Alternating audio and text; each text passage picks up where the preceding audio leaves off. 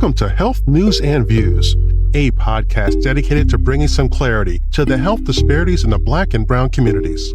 If you believe there's a connection between food, sickness, and health, then you're in the right place.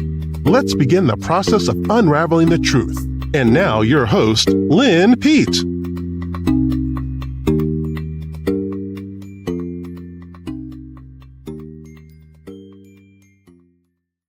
Well, greetings and welcome back to another episode of Health News and Views, Food, the Final Frontier. I'm your host, Lynn Pete. Thanks for stopping by.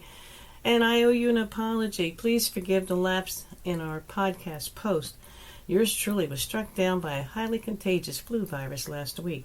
And yes, I am much better. And I did take everything known for cold and flu except medicine. Well, there's a bevy of hot tea, lemon, and honey, and oregano oil because, oregano oil does kill fungus, bacteria, and viruses. And vitamin C with zinc, and chicken soup, and sea moss, and mostly sleep. And of course, once I was up and about and declared my well-being and feeling better, my husband went down like a rock. And he stayed ill for the duration of the 2 weeks because, his sickness is always worse than anybody else's. It's amplified. But anyway, he's coming around too, getting much better. In today's episode, we cut through the noise and try to bring to you the most relevant topics shaping our lives in this 2025 U.S. political arena. And while the cost of eggs is the topic of consumers since January, we will share with you some cost-cutting tips and tricks. But first, the subject matter provided in this podcast or any of our other published documents is for informational purposes only. Food, the Final Frontier, and our partner Health News and Views.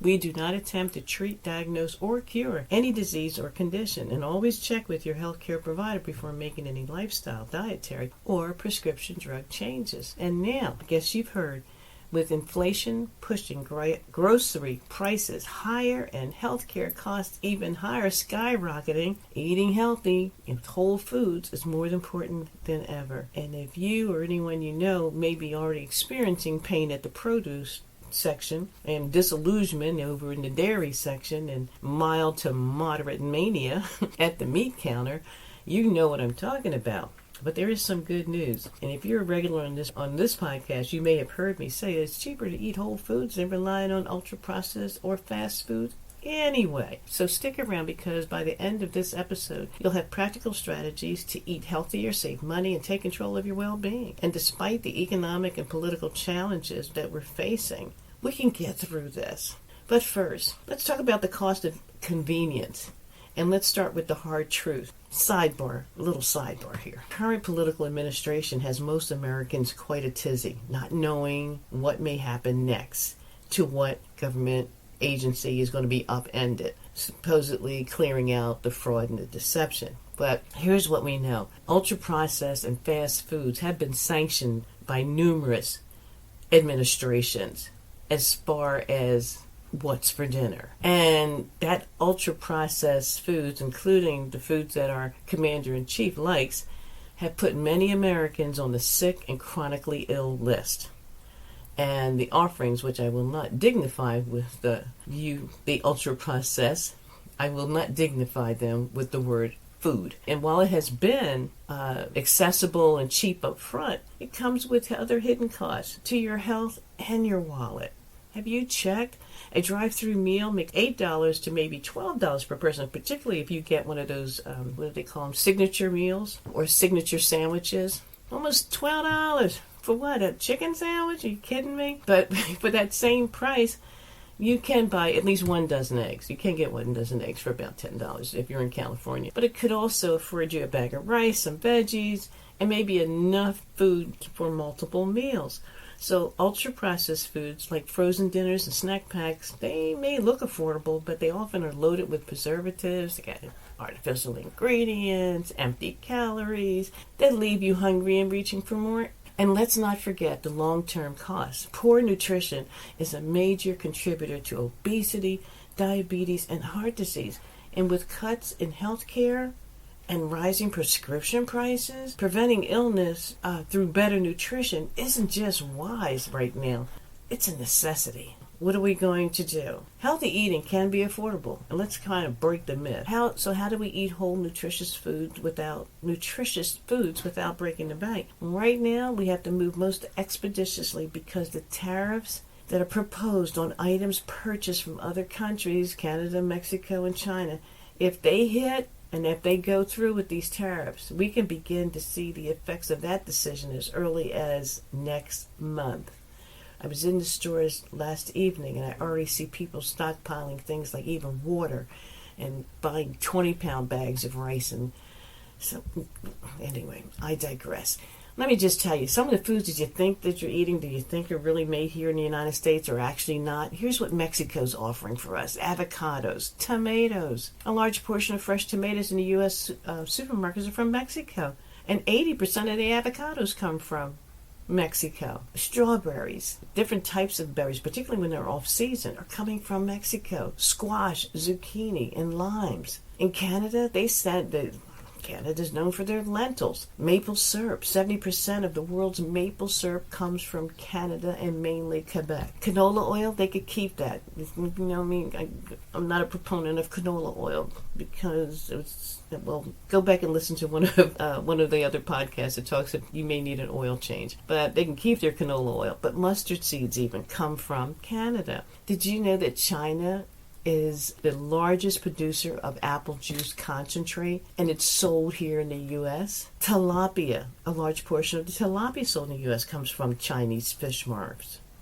Cod, garlic, mushrooms, the canned and dried ones, especially shiitake and button mushrooms. They often come from China too. How about the honey, pumpkin seeds, vitamin C? This is crazy. Our tea, processed chicken, artificial sweeteners, these are coming from China. And artificial sweeteners like sucralose, which is Splenda, aspartame, are produced in China and used in American food products. Come on, people. We assume that the foods are grown domestically, but global trade plays a huge role in the U.S. food supply. So what can you do? You get to the market. Try to find one that you can buy in bulk, because things are about to get really serious over the next, 12 to maybe 24 months.